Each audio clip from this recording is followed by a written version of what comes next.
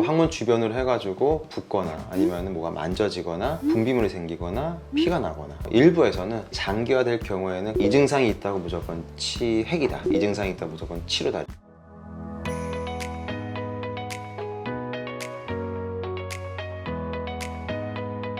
안녕하십니까. 청주 서울아산하이과 대표원장 오세환입니다. 오늘은 제가 직접 환자분들을 만나고 진료보면서 말씀드리고 싶은 그런 내용들 위주로 촬영해 보도록 하겠습니다. 치핵과 치루 같은 경우는 다른 병이 되는 거네요. 그러면은 그것들이 좀 구별되어지는 초기 증상 같은 것들이 있을까요? 치핵 같은 경우는 우리 환자분들이 이런 증상이 있을 땐 이런 가능성이 높다라고 하는 부분들은 통증, 부종, 출혈 이런 부분들이 치핵과는 또 연관성이 좀 있어요. 이게 있다고 무조건 치핵은 아니지만 상당 부분 관련이 있고, 또 치핵 있는 분들 중에 보면은 돌출도 있죠. 환자분들이 출혈, 통증 뭐 이런 부분들을 잘 못 느끼시는데 뭐가 자꾸 만져진다 이렇게 해서 오시거든요. 그래서 이런 증상들이 반드시 연관된 건 아니거든요. 하지만 빈도상 이런 부분들이 있을 때는 치핵 가능성이 조금 더 있다라고 말씀드릴 수는 있고, 그리고 또 하나는 이제 치루 같은 경우는 이제 분비물이 자꾸 생기거든요. 치루라 하면 항문 안쪽과 항문 피부 쪽에 어떤 요 길이 생기는 거기 때문에 그 항문 주변으로 해가지고 붓거나 아니면 뭐가 만져지거나 분비물이 생기거나 피가 나거나, 일부에서는 장기화될 경우에는 그쪽으로 병 같은 게 생기는 경우도 있는데 변이 새는 거, 이런 부분들은 어떻게 보면은 치루와 많은 관련이 있는 증상들이거든요. 실제 환자분들을 진료를 하면서 보게 되면은 이 증상이 있다고 무조건 치핵이다, 이 증상이 있다고 무조건 치료다 이렇게 말씀드릴 수는 없고, 그래서 항문 쪽 불편감이 있으시면은 꼭 그 항문외과를 좀 진료 보시는 게 좋아요. 그러면 치루에서 치핵으로 바뀌거나 치핵을 앓고 있었는데 치루가 생긴다거나 이렇게 갑자기 바뀌는 부분도 생길 수 있을까요? 그게 질환이 바뀌는 게 아니라 치핵이 있을 때 치루가 동반될 수는 있죠. 그리고 치루가 있는데 치핵이 동반될 수 있고, 치핵도 결국에 돌출되고 튀어나오는 부분들인데, 그게 관리가 안 되고 만성화 되시면은 뭐가 이렇게 튀어나와 있는데 우리가 이게 변을 볼 때마다 자꾸 건드려. 그럼 거기 찢어질 수가 있거든요. 그럼 또 이게 치열을 유발할 수 있고, 그 찢어짐이 자꾸 반복이 되고 관리를 안 하게 되면 염증이 생길 수 있어요. 그 염증 때문에 또 뭐 농양이나 치료까지 갈 수가 있는 부분들이거든요. 그래서 하나의 질환이 너무 만성화되고 관리가 안 됐을 때는 변하는 게 아니라 그런 질환이 동반될 수는 있겠죠. 또 치루 같은 경우도 이제 치루가 있는 길이죠. 그쪽 길 자체가 뭐 염증이 자꾸 반복이 되거나 불편감 때문에 변을 보실 때 뭐 오래 보시거나 힘들게 보시거나 하게 되면 결국 아래쪽으로 걸리는 압력이 높아지거든요. 또 그런 부분들이 치핵을 또 추가적으로 만들 수 있고, 해서 이게 바뀐다라기보다는 결국 또 추가적으로 생길 수 있는 그런 여력이 있다. 항문외과를 꼭 오셔라,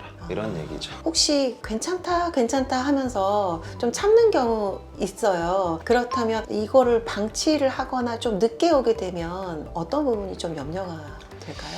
저희가 치핵 같은 경우를 얘기하면은, 치핵 같은 경우 기수를 나누거든요. 1기, 2기, 3기, 4기. 1기 같은 경우는 이제 단지 이게 안쪽에 작게 있어가지고 피만 좀 나는 경우고, 2기 같은 경우는 뭐가 나왔다가 스스로 들어가요. 3단계 같은 경우는 이제 손으로 넣어야 되고, 4단계 같은 경우는 손을 넣어도 안 돼요. 점점 관리가 안 되고 이거를 좀 방치하다 보면 점점 진행이 된다는 얘기죠. 3단계보다는 4단계에서 더 커질 수밖에 없고, 잘라야 되는 부분들이 많아지고, 그러면 결국 회복되는 기간이 길어지고, 그와 함께 환자분이 느끼시는 통증과 불편감이 길어질 수밖에 없겠죠. 그래서 진료 볼 때 보면 환자분들이 오셔가지고 상담할 때 어느 정도 진단이 되셨어요. 수술에 대한 어떤 설명드리고 이건 하셔야 됩니다 라고 말씀드릴 때가 있는데, 그때 보면은 이제 고민을 하시는 경우도 있거든요. 물론 고민스럽죠. 왜냐면 항문 쪽 질환 자체가 워낙 또 스페셜하기도 하고 말 못할 사정들도 있고 내놓고 이렇게 하기도 힘들고 하는 그런 예민한 부분이라 고민을 많이 하실 경우가 있는데, 진단이 늦게 되거나 아니면 진단 되고 나서 너무 오래 고민하셔가지고 너무 늦게 수술하시거나 이런 경우 보면은 결국 수술할 때 좀 힘드시는 부분들도 있고 회복도 좀 길어진다. 어쨌든 적당한 어떤 그런 시점에서 이제 상담을 많이 받아보셨으면은 그 원장님과 잘 얘기하셔가지고 너무 늦지 않게 수술하시는 게 좋을 것 같다